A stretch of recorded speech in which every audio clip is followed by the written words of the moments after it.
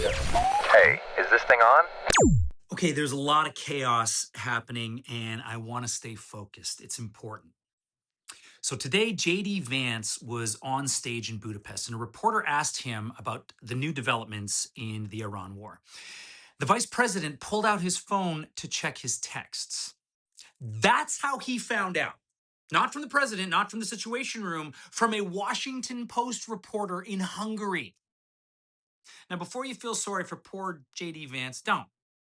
In 2016, Vance sent a private text to his law school roommate. He wrote, and I am quoting directly, and this has been verified, that he went back and forth between thinking that Trump was, quote, a cynical asshole like Nixon or America's Hitler. That's a quote from JD Vance about Donald Trump. See, he knew exactly what Trump was. He said so himself. And what did he do? He burned his history, bent his politics, and got on board with a war he publicly said was not in America's best interest. So who was actually in the room when this war launched? Who were the players? Well, Marco Rubio briefed Congress. Pete Hegseth ran the press conferences. Jared Kushner, who holds no official government position, was at the February 11th White House meeting where the decision took shape. Netanyahu was there. The head of Israeli intelligence was there, well, virtually. And Vance, he was overseas. He was in Azerbaijan. Now, here's the thing.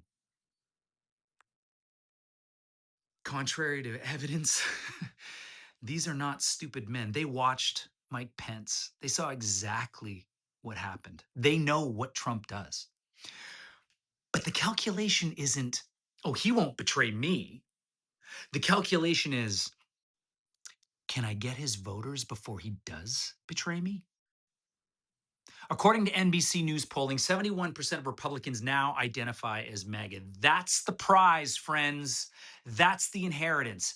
That's the inheritance that every one of these assholes is positioning for. But the problem is the base doesn't transfer. A CNN poll found that 53% of Republicans say that loyalty to Trump is central to their political identity. Now, this is above policy, above party, above everything. The base belongs to Trump, not the people around him. Mike Pence spent 4 years as the most loyal lapdog vice president in modern history. He never broke, he never wavered, and on January 6th, the crowd outside was chanting his name, only not in the way that he wanted. JD Vance called Trump America's Hitler. And then he torched everything he believed in, fucked his politics, and handed Trump everything that he had. And today, he found out about a civilizational deadline from a reporter. Look, these men aren't stupid men. They're ambitious men. And Donald Trump has spent 50 years knowing exactly how to make those two things look identical. You can't unsee what they do and you can't unhear what they say, but this November, you can vote. Please pass this on.